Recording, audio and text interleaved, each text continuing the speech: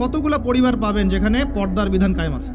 পরিবারের মেয়ে পর্দা করে, মা পর্দা করে, বোন পর্দা করে, অল্প সংখ্যক, ইল্লা মাশাআল্লাহ। হ্যাঁ, এমনও পরিবার আছে যেই পরিবারের সদস্যরা জীবন চলে গেলেও পর্দা ছাড়বে না, এমনও আছে। এমনও পরিবার আছে পরিবারের প্রত্যেক সদস্য আলেম। এমনও পরিবার আছে যে নামাজ না পড়লে পরিবারে ভাত দেওয়া হয় না, এমনও আছে। এগুলোর সংখ্যা কত? নিতান্তই কম, নিতান্তই কম। বাস্তবতায় আসেন আপনি, বাস্তবতায় এমন এগুলোর সয়লাভ চলছে। আবার একটা বড় ইস্যু বলি, মুসলিমদের কথা বলছি।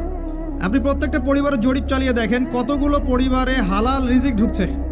হালাল রিজিক, মাথার ঘাম পায়ে ফেলা হালাল রিজিক পরিবারে ঢুকছে, হালাল খেয়ে পরিবার পরিজন জীবনযাপন করছে। কতটা পরিবারে?